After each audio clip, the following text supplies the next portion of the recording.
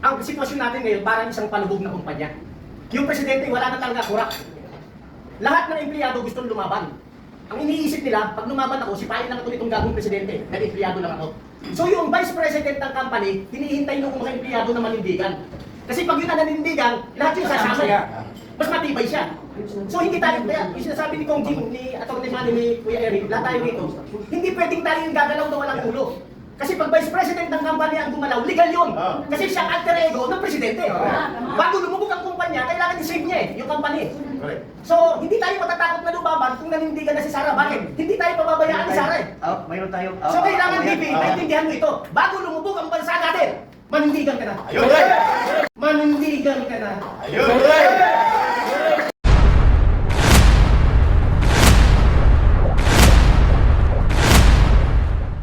Maraming salamat ang nandito kayo. Ako po ay nagre-represent ng grupo ng Bangon Sambayanan. Bangon Sambayanan mainly po ay organisasyon ng mga dating rebelde, mga dating kadre na nagbalik loob sa gobyerno, especially sa panahon ng previous government ng Pangulong Duterte, and we build organizations on the ground. Kaya po tinawag namin Bangon Sambayanan to advocate for good governance, for reform, and genuine peace sa isang matino na panggobyerno. Pero kami po ay na-frustrate at ang aming mga mass-based area dahil napabayaan po ng gobyerno ni Marcos ang kapakanan ng mamamayan. And for almost 4 years, nagtitiis po kami, kaya kami sumama sa grupong Kampilan. Natipunan ng mamamayan para sa bayan to advocate for reform and good governance. Kasama ko po ngayon, i-introduce ko lang briefly, bago po ang pagpapahayag. On my right, ay ang galing sa grupo ng mga retired uniformed military officers and police officers. Sila po ay naglingkod sa kapulisan, sa hanay ng security sector. Pinapamunahan po ni retired General Daus, and then si former Captain, Navy Captain Ray Valeros, si Colonel Opriasa, and si Lieutenant Talima. And of course, ang aming tagapangulo po ng 25 strong coalition members and alliance network of Kampilan.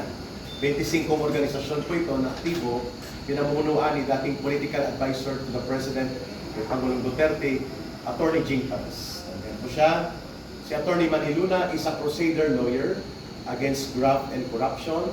And Save Sara, NCR. para sa Metro Manila, Save Sara. Okay?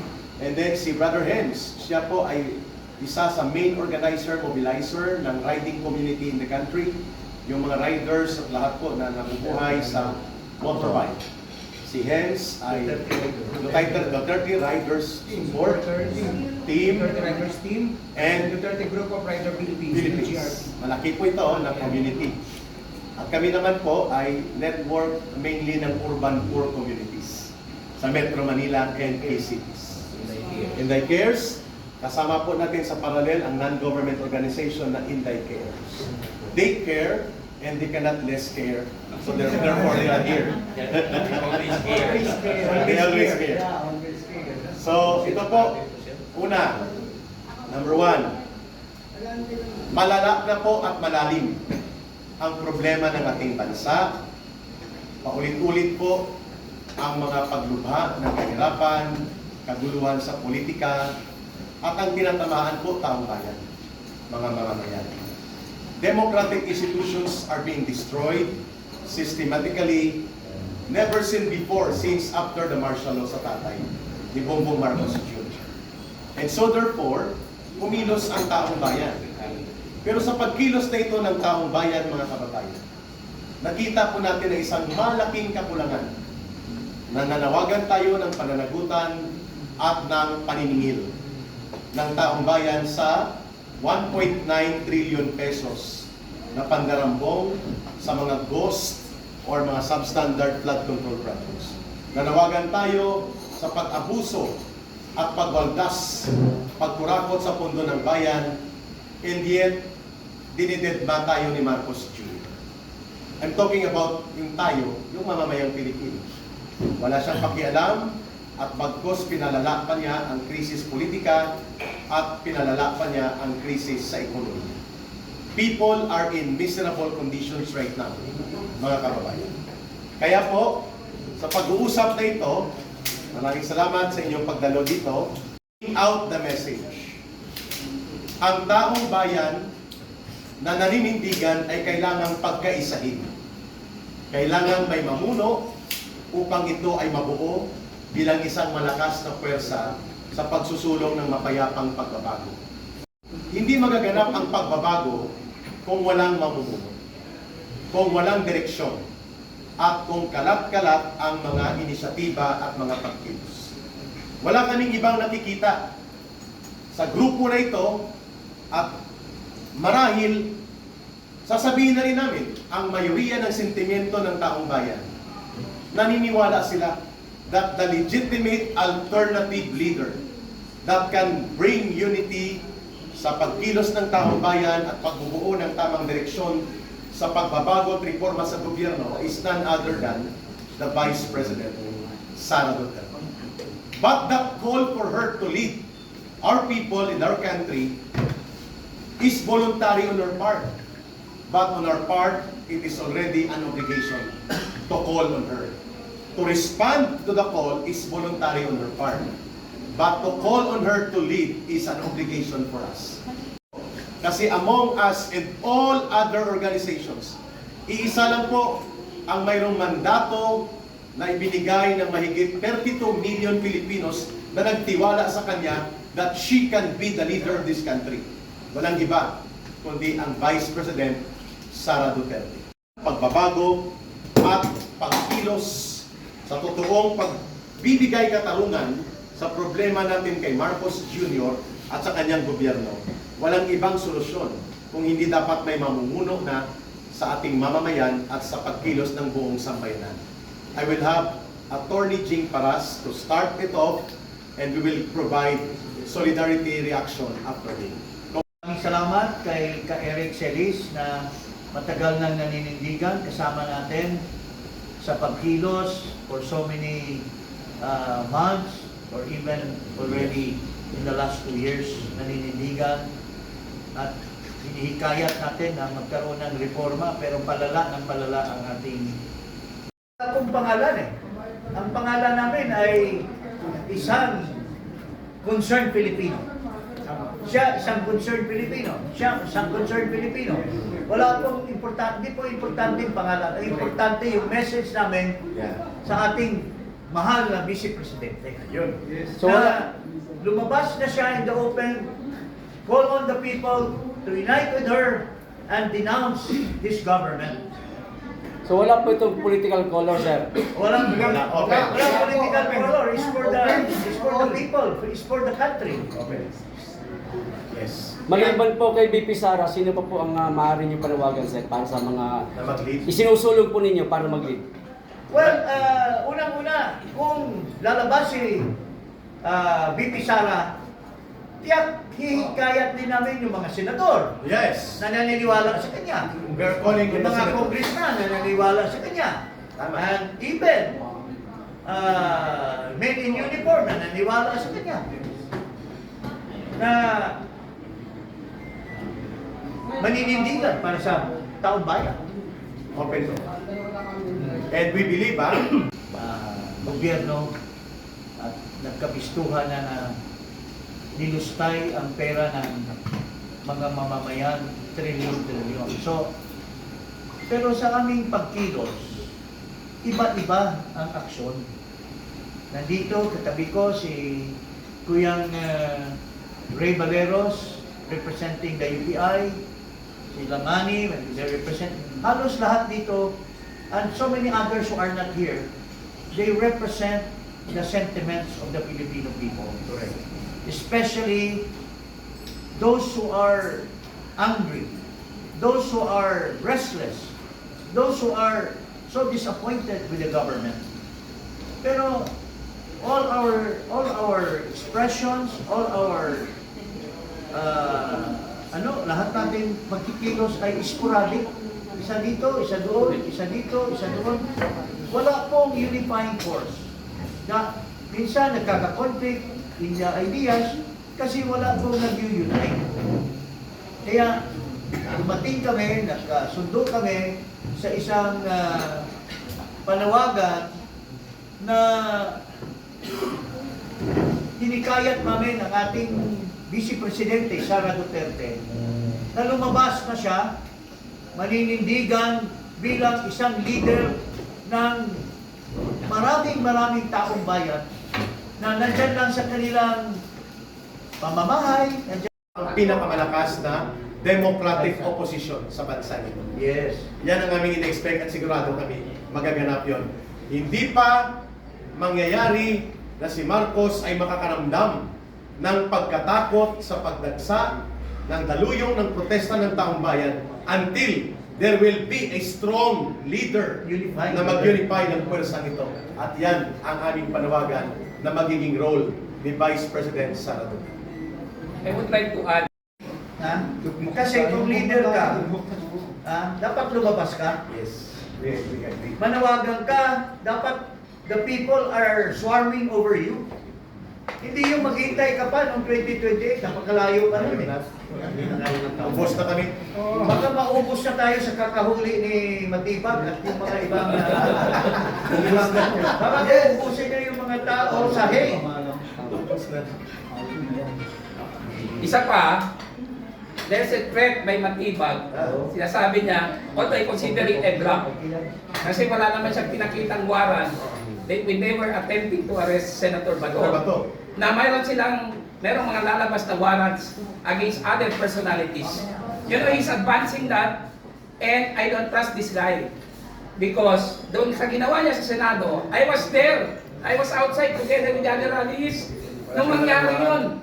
Tapos ang dami niyang sinabi na hindi tugma sa reality. We were near him by a few meters. Wala siyang dalang Tapos warrant, diba? wala siyang dalang warrant, and he is trying to effect a warrant na wala namang lawful authorization from the local court. Tapos ngayon, naglabas siya ng istorya na meron kang mga warrants against other personalities. Ito is the foulest I've ever heard from an NBI director. Kaya nananawagan ako kay Atty. Matibag to resign immediately.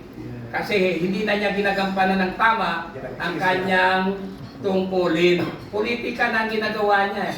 That is not the mandate of the NBI. Correct. Yung sabi mo, isn't it enough? If you look at history, ma'am, even in the French Revolution, even in Cuba, why are the names of mga Che Guevara? Sa French Revolution, yung Jean Paul Marat, and in Myanmar lang, ASEAN, si Aung San Suu Kyi, lumaban, mga military pa ang kalaban. They stood up and was supported by the people. Kasi kung walang mag-unite, may kanya-kanyang leader yan at mag-away-away. Pero isa lang tinitingala ng lahat, si VP Sara lang. Kaya dapat nandyan siya sa harap natin. Tama. At para tayo lahat. At himayatin tayo.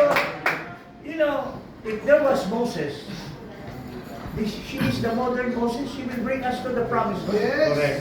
We agree. Sa tingin po ninyo lahat ngayon, is it undeclared martial law or what it is? Bigyan natin ng pagkakataon ang taga-UPI. Si Ray muna. Kasi Alam na natin yung problema ng bansa. Hindi na natin kailangan pag-usapan. Alam natin, bago sagutin yung tanong mo, kailangan i-trace back natin eh. Makabayan, Dilawan, administrasyon. Kampi-kampi na sila lahat para gibain lang ang Duterte. Claro. Maliwanag sa lahat yan. At marami tayong natutunan kay Kuya Eric Celis kung paano nabuo yan at bakit kailangan nilang gibain ang Duterte. Dahil bakit? Nung panahon ni Digong, halos mabura na sila eh. Makabayan, liberal, CPP, NPA. Ocho Diretso. So, ayaw nilang makabalik kahit sinong Duterte. Correct. Kaya ang ginagawa ng liberal, makipag-alyansa muna ako sa Marcos. Ito naman tangang Marcos, ang nagpatalsik sa tatay niya, liberal eh. Ang ayaw magpalipig sa tatay niya, liberal. So nakipag-campaign siya. Bakit? Their only vehicle para makarating ng 2028, yung liberal, is through Marcos. Ngayon, Marcelo, ang tagal na. Ang tagal na may martial law. Ito nakakatakot, kaya ako nagpapasalamat kay Kong Jing. Kasi ito talaga yung time kay Atty. Manny Luna, kay Kuya Eric Sen, sa lahat dito. Bakit? Ito yung time eh. Ngayon lang, kaninang umaga, dumaan ako sa Senate. Yes. Dinismantle nila lahat, pinatanggal lahat, naglagay ng barikada. Tinatanggal. Isang buwan na tayo roon. Isang buwan na. Ngayon pa nila papatanggal kasi may utos sa taas. Martial law na tayo. Hindi man nila dinideclare, martial law na tayo ngayon. Ngayon, kung lalabanan natin yan na hindi tayo manawagan sa Vice President, unconstitutional yun. Extra-constitutional yun. Ayaw nating mangyari yun. Kaya, BP Sara, babalik na naman tayo ron. Para mapigilan na itong patuloy na martial law, tumayo ka na! Yes! Yes! Ano mo na yung, sabi mo, hindi nyo ba na-feel? Feel na feel po. That's why it is Yung compare, undeclared. nung martial law na dineclare noon ng tatay niya, at ngayon, na sitwasyon, halos parehas ang paggawa. Mas maselan pa. Tama. Oh, noon, officially, ito, silent. Silent now. Yun ang sagot. Official niyo yan. Huwag kayong magkaila. Hindi Tama. kayo bulag. Yes. Wala, nararamdaman niyo yan. Tama. Yan po. Dugtungan ko lang, napaka-importante. BP Inday! BP Inday! Lumabas ka lang, manindigan ka, anyway, dinudurog ka na eh. Tama. Kaya lang nananatiling nakatayo si BBM. Kaya nananatili siyang nakatayo ngayon. Durog na rin pagkatao niya eh. Oh. Dahil kontrolado niya ang mainstream at social media narrative and perception. Marami silang trolls, may ginagamit silang machine to shape perception. Ngayon, BP Inday, tumayo ka! Kami nagagaranti rito. May lalabas na 1 milyon sa Luzon, Visayas, Mindanao. Final reaction to that question. Well, the way it is now, ang nakikita natin, wala na hustisya. Ha? Bendalo eh. Ha? Bendalo. So, ano pa bang masasabi natin kung hindi martial law yan? Yung panahon ni Marcos, bendalo rin lahat eh. Mayroon pang aso noon eh. Oo. Na uhulihin ka lang, wala kang kalaban-laban, walang warrant. Eh, ito ngayon, under the guise of a warrant, pero pagdating sa piskal, maski walang basehan, dahil i-decide ng piskal na ipapayag sa korte. Ito, mayroon tayong, sinabi mismo ni Banga, ni Marcos, na walang foreign entity will interfere. Yeah. Walang ICC na sasantuhin, walang ICC na papasukin. Pero ano nangyari ngayon? Ganun pa rin. Siya mismo ang nagpapasok, siya mismo ang nagbigay ng konteksto, nagbigay ng karapatan ng ICC na maghuli dito. Oo. Sinasabihan daw niya si Matibag na, sinasabihan niya ang gobyerno na, huwag kayong, there is no order from me to warrant to arrest na Bato. Pero, ito yung sabi niya, pero yung ginagawa sa pailalim, sumugot as declared by Senate President Cayetano. They were even in battle gear. Giniba nila yung likod ng yung pagitan ng GSIS at actually, kaya napilitan nagpaputok si Aplaska because they were already inside Senate premises. So, lahat ito, puro kasinungalingan, and that is what Marcos Sr. did in the past. It's all lies. Yung mga henchman ni General Bell, yung lahat ng mga even yung kay Enrile na false ambush. Lahat doon ingredient ng isang martial law. Kasi walang katotohanan eh. They have to pretend na mayroong katotohanan pero it's all pailalim lahat. So wala tayong laban dyan kung ganyan ang gobyerno natin. Okay. Sinabi ni Renz, we tried it, pero walang nangyari. Nakita naman po natin, the situation calls for an immediate action. Nasa Supreme Court po. Sa Supreme Court alone, in-ignore lang ng Supreme Court. Kakapal na. In-ignore lang, di ba? So, next question po. discuss if there are initiatives regarding that. Kasi hindi namin siya gustong ilagay sa spotlight. Tsaka alam mo, with due respect, hindi naman kami 100,000 people na may puot, may dinadamdam, makipag-usap kami 100,000 people. Mabigat yun. Kaya we did this in public because hindi lang kami, lahat ng mga organization namin, this is shared by so many other organizations na ganun ang pakiramdam. Kaya talagang magalit man yung mga tao na kapaligid sa kanya or whatever, we don't care.